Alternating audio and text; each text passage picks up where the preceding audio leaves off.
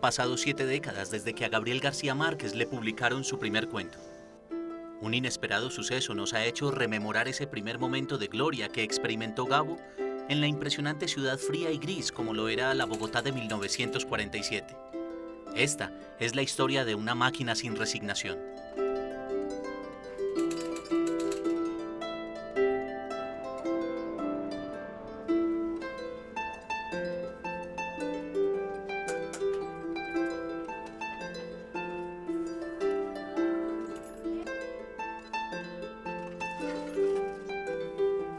Mi nombre es Dídimo Augurio Díaz Medina. Si hay alguien en Colombia que aprecie una máquina de escribir es este boyacense, Dídimo Augurio.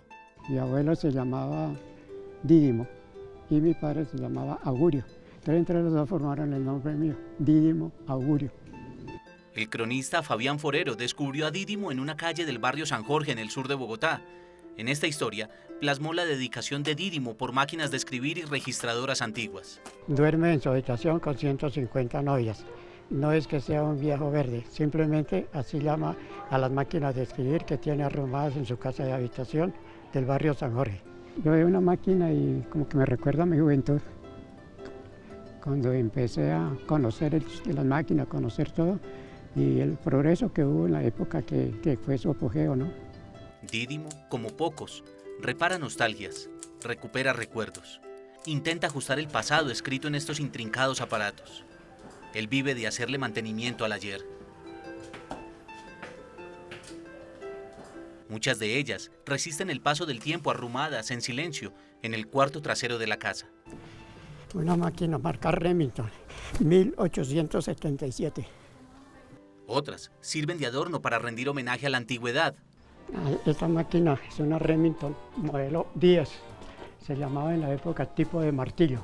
El tipo venía en el centro de la barra de 1878. Y unas más son objeto de culto para no olvidar de dónde salieron aquellas cartas de amor, o la respuesta al llamado de atención del colegio, o quizás uno que otro verso ya escondido en las entretelas de los libros leídos. Esta máquina Remington modelo 5 de abanico.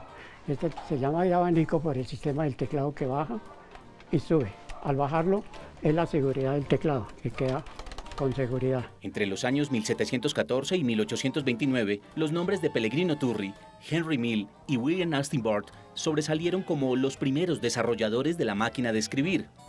Un inventor específico del artefacto es indeterminado. Es que ahora es tan fácil imprimir los textos que ya no se entiende lo que producía ver la letra impresa en moldes cuando uno escribía en la máquina de escribir. Como lo describe Nicolás Pernet, estos aparatos encierran un tanto de lo que ha sido un escritor. Son las dueñas de esos momentos de creatividad, y las que haya usado el Premio Nobel de Literatura colombiano han adquirido un halo particular.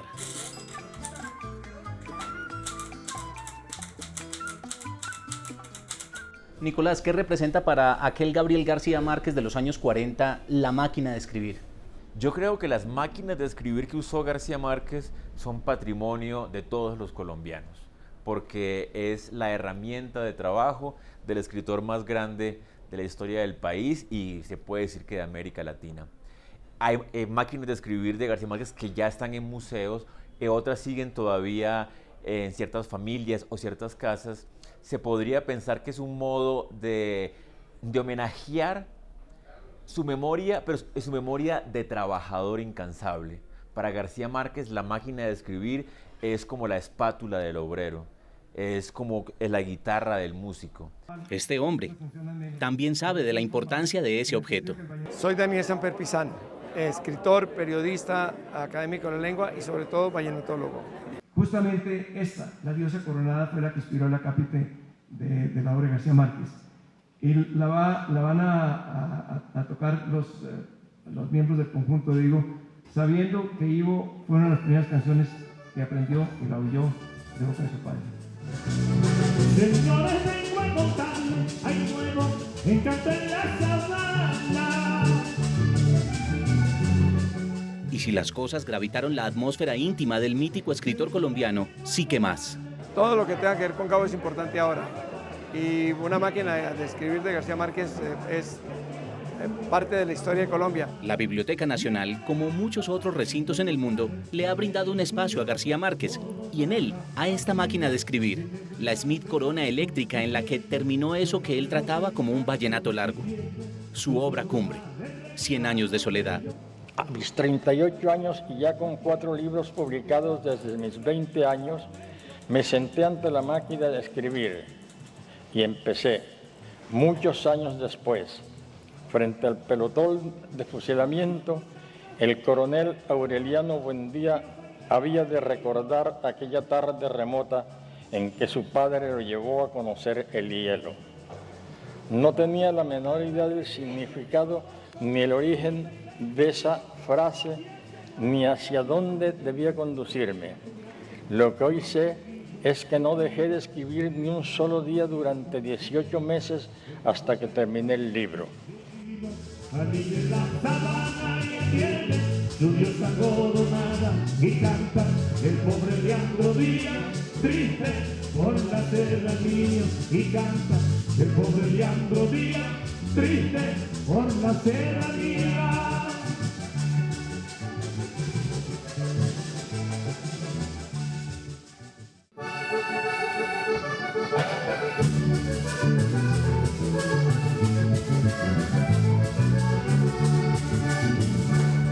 Me han dicho que el pueblo de Vadillo se ha puesto de mala porque sus reliquias le quieren cambiar. Me han dicho que el pueblo de Vadillo se ha puesto de mala. La familia de Gavito llegó a Sucre hacia mediados de los años 30. Esto ocurrió después de que Gabo vivió parte de la infancia al lado de sus abuelos en Aracataca. El relato es de la socióloga Matilde Vega. Ellos llegaron a Sucre porque nombraron al papá, a Gabriel Eligio García, en Sucre como el que ponía los marcones y los telegramas. ¿Cómo se llama la profesión esa? El telegrafista. Y además abrieron una botica. Vega cuenta con soltura y cariño esta historia por el entrañable lazo entre Gabriel García Márquez y el señor Domingo Manuel Vega. Mi papá. Mi papá, un ser maravilloso, padre ejemplar, inigualable, dedicado a sus hijos, sobre todo como padre fue maravilloso. Además tenía una fuerte, él era médico, estudió medicina, ejerció medicina, pero siempre tuvo la inclinación por las humanidades. Entonces tuvo una gran biblioteca, era un gran lector. Ellos se conocieron en Sucre y posteriormente tuvieron la oportunidad también de compartir en Bogotá cuando estaban estudiando en la Universidad Nacional.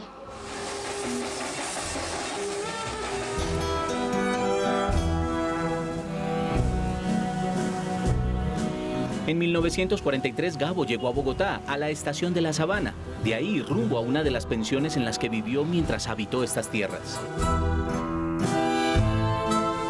Ellos vivieron en una pensión, mi mamá recuerda muy bien, estaban de novios con mi papá en ese entonces, a la vuelta de la gobernación de Cundinamarca, en la carrera octava con calle 15. Cuando llega aquí al interior, Gabo pierde un poco todo ese mundo caribe de su infancia, toda la familia, todos los amigos, la gente con la que compartía. Llega a Bogotá y se enfrenta a la soledad, al frío, un poco a la vida aislada que nunca tuvo en la costa. Y aquí, cuando está en Bogotá, en Zipaquirá primero, luego aquí en Bogotá, se refugia en la lectura, se refugia en todos estos autores justamente para sobrellevar la soledad. Y empieza a leer las grandes novelas. La primera de ellas, la Biblia, porque eso fue a mediados del 47 y ya en abril del 48 está leyendo el Ulises. Era una soledad de lejanías, de distancia familiar, de nostalgia por las tierras caribeñas, a pesar de la compañía amistosa. Fueron compañeros no solo de pensión, sino de cuarto y camas al lado. En Domingo Manuel Vega radica gran parte del descubrimiento de ese Gabo escritor. Todo empezó en 1944. Mi papá era mayor 10 años. Mi papá también estudió en el liceo de Zipaquirá, pero él se vino a Bogotá primero a estudiar medicina. Cuando Gavito llegó a Bogotá fue a vivir a la misma pensión de mi papá, por aquella cuestión de que se conocían desde Sucre, que además mi papá fue acudiente de Gavito en el Liceo de Zipaquirá. Pero Domingo Vega también fue uno de los mecenas literarios de Gabo en 1947. Así lo plasmó el novelista en sus memorias. Uno de mis compañeros de cuarto era Domingo Manuel Vega, un estudiante de medicina que ya era mi amigo desde Sucre y compartía conmigo la voracidad de la lectura. Otro era mi primo Nicolás Ricardo, el hijo mayor de mi tío Juan de Dios, que me mantenía viva en las virtudes de la familia. Vega llegó una noche con 3 libros que acababa de comprar y me prestó uno al azar, como lo hacía a menudo para ayudarme a dormir. Pero esta vez logró todo lo contrario. Nunca más volví a dormir con la placidez de antes. Y ese ejemplar que tanto asombró a Gabo fue este. Un libro al que se le atrevió a poner un segundo título, El Rincón de las Pesadillas. Un tesoro que está en manos del gestor cultural Gustavo Ramírez.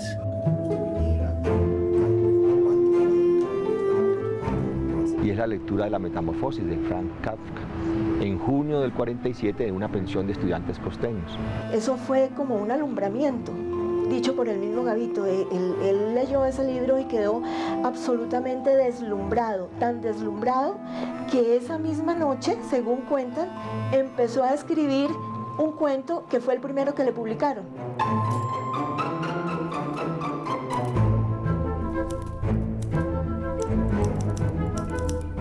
Es una cosa maravillosa que en una pensión del centro de la ciudad, en los años 40, se hayan encontrado Jorge Luis Borges, que es el traductor del libro y el prologuista, Franz Kafka, quien escribe La Metamorfosis y otros relatos, y ese lector que se asombra, que es Gabriel García Márquez.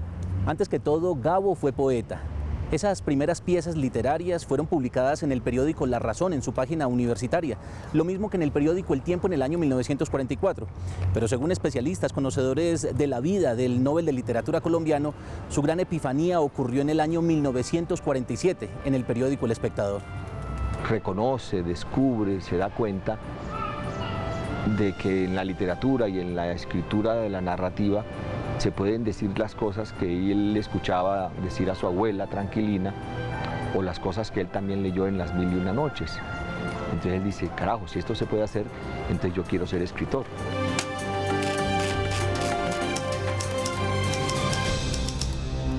García Márquez, que yo sepa, no escribió a mano ningún cuento, lo escribió siempre a máquina. Entonces, para narrar, Gabo necesitó una máquina. Al terminar la lectura de La Metamorfosis, me quedaron las ansias irresistibles de vivir en aquel paraíso ajeno. El nuevo día me sorprendió en la máquina viajera que me prestaba el mismo Domingo Manuel Vega para intentar algo que se pareciera al pobre burócrata del Kafka convertido en un escarabajo enorme. Y yo estaba absolutamente seguro de que lo iban a publicar, pero que pensé que lo publicarían dentro de 1 o 2 meses. Y el sábado siguiente salí a la calle, entré a un café en la carrera 7ª y vi a un tipo que tenía abierto el suplemento literario del Espectador y que tenía el título de mi cuento a 8 columnas.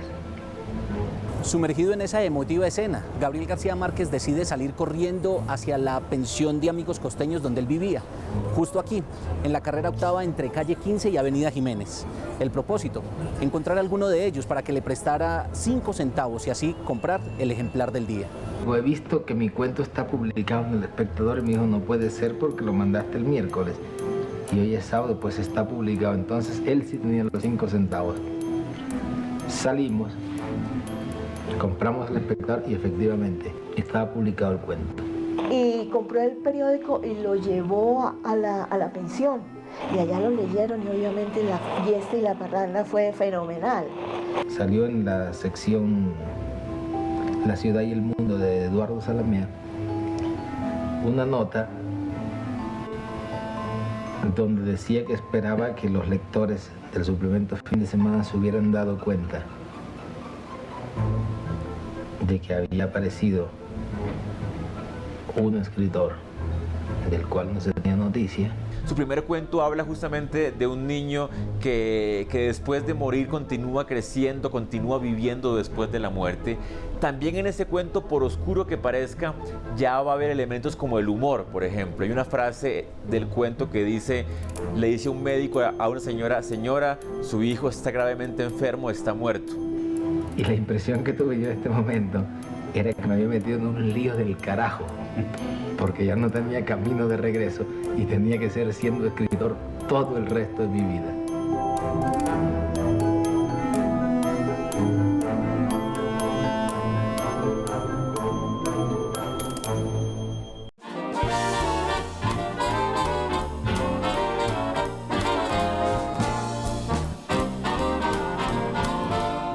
El periódico El Espectador publicó el sábado 13 de septiembre de 1947 el cuento La Tercera Resignación, una extraña historia elaborada por un naciente escritor caribe, inmerso en las brumas capitalinas. Esa gesta narrativa ocurrió gracias a esta máquina, una Remington modelo 1 que custodia Matilde Vega como tesoro familiar.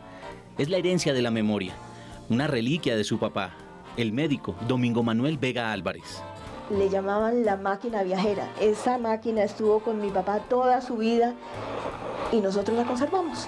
En esa máquina escribió su primer cuento, nuestro único premio de literatura. Yo en alguna crónica que salió hace muchos años, le seguí la pista a las máquinas de García Márquez. Fue en 1978. Daniel Samper Pisano la escribió para la revista Diners, una especie de biografía de un gran amor como él mismo la denominó. Su referente fue la primera máquina del poeta y joven cuentista. La primera máquina que le regalaron, que creo que se la regaló el papá. En el 48, los papás le regalaron a Gabito otra máquina, a principios de año. Era para celebrar los 21 años de edad. En el estuche de esa máquina, como lo recuerda Conrado Zuluaga en su biografía de Gabo No moriré del todo, y retomando el libro de la periodista Silvia Galvis, venía una nota que decía en código costeño: felicitaciones, te soltamos la perra. En adelante tuyo es el camino. Gabriel, Luisa. Marzo 6 de 1948. Los papás graduaron de adulto a su primogénito. Ya no tendrían que hacerse cargo de él. Esa máquina sí creo que se perdió. Murió el 9 de abril en los incendios, que él vivía en esa época en Bogotá, y en uno de los incendios murió la máquina. De ese plante, lo último que Gabo habría visto, según Samper Pisano, fueron las teclas retorcidas en una casa de empeño ya consumida por las llamas del Bogotazo. Después, las teclas golpeadas por los dedos del cuentista serían innumerables. Tuvieron que pasar 70 años para descubrir que había otra primera máquina, también inmersa en la adversidad política y revoltosa de 1948, destinada a sobrevivir. Gabo dice que hubo un incendio en la gobernación y la pensión se incendió porque era contigua. ¿Dónde está la máquina? En el 9 de abril, esa máquina la alcanzó a sacar y la llevó para la casa de mi mamá, que era su novia. La Remington viajera ha resistido el paso del tiempo resguardada y al revés en este viejo estuche, como intentando devolver el desgastado rodillo de la historia, como aguardando un momento digno. Es una Remington. Esa máquina es de 1945 aproximadamente para acá, de ese modelo. Se llama modelo silencioso. Esa máquina es un gran hallazgo. Pues imagínate que en esa máquina escribió su primer cuento, nuestro único premio de literatura, quizás el escritor más importante de las últimas décadas del siglo XX en el mundo. Esa máquina, el sistema de carretes, en donde va la cinta es diferente a los otros modelos y lleva una tapita para presionar la cinta. Y al escribir no hace mucho ruido, muy suave el sonido. Esa máquina la conocí mucho en los ferrocarriles. Allá tenía máquina de ese modelo y varias notarías en varios pueblos. ¿Y qué debería hacer el país con esta máquina de escribir en la que fue escrito La Tercera Resignación? Yo creo que las máquinas de escribir que usó García Márquez son patrimonio de todos los colombianos, porque es la herramienta de trabajo del escritor más grande de la historia del país y se puede decir que de América Latina. Pienso que debe entrar a formar parte del patrimonio nuestro. Un buen lugar pues debería ser la Biblioteca Nacional, ¿no? O uno de estos sitios que ahora se están construyendo en memoria del escritor, en Cartagena o en Barranquilla. Pero qué bueno que fuera en Bogotá, ¿no? Consuelo Gaitán es la directora de la Biblioteca Nacional. Con el mismo emotivo recelo con el que preservan los periódicos antiguos, incluso en el que aparece la tercera resignación de García Márquez, conoció parte de la historia de la máquina en la que fue escrito este cuento. Me parece una noticia increíble porque él lo escribió en el año 47, estuvo aquí presente el 9 de abril del 48 y tuvo que irse precisamente por ese motivo, y pensé que de pronto todas las cosas se habían quemado porque algunos de sus manuscritos se quemaron allí. En poder de Matilde Vega también hay 2 autógrafos de Gabo con dedicatorias poéticas. Y por si esto fuera poco, un manuscrito escolar nunca antes revelado, hecho a lápiz. Encontramos en unos cuadernos de mi papá del Liceo de Zipaquirá estas hojitas que son unos poemas de Gabito. Si ustedes quieren ver acá, miren la hojita tal, no sé cómo lo puedan ver, casi no se entienden, pero por ejemplo dice, yo tenía un mar, yo he visto el mar, pero no era un mar retórico con mástiles y marineros amarrados a una leyenda de cantares. Qué gran noticia para todos los que vivimos apasionados por esta historia de García Márquez. Matilde Vega ya ha tocado puertas, pero no ha entrado. Fui a la Biblioteca Nacional, al Museo Nacional, hablé siempre con personas como de mandos medios porque no me dejaban pasar más. Seguramente los oídos que han escuchado esos golpes no han sido los apropiados. Hoy las puertas están abiertas. Pues esto es una especie de objeto cultural muy importante para el país y que ojalá pues cuando conozca lo que la Biblioteca Nacional ha estado haciendo alrededor de la obra de García Márquez, pues tenga alguna posibilidad de poderla brindar para que se sume a los objetos, a los libros y a todo lo que en el mundo garciamarquiano hemos conservado en la biblioteca. Resalta esa máquina, es una muestra clara de la importancia del capítulo cachaco de García Márquez, ¿no? Aquí Gabo escribió y publicó sus primeros y últimos poemas, aquí escribió y publicó sus primeros cuentos, aquí publicó sus primeras novelas, aquí ganó sus únicos 2 concursos literarios. En ese momento sigue la máquina en nuestras manos y todavía no sabemos qué vamos a hacer con la máquina. Bueno, yo le hago una invitación a ella que la done a la Biblioteca Nacional. Estos bienes deben estar en manos del patrimonio común de todos los colombianos. Espero de verdad que esté en manos esa máquina de entidades o instituciones que le den el valor que tiene y que hagan un contexto también de la historia de Gabito en esa época. Han transcurrido 14 lustros y la máquina viajera de Domingo Manuel Vega se resiste a morir encerrada en su antiguo estuche viajero. Dije yo, es una cuestión también que es del país.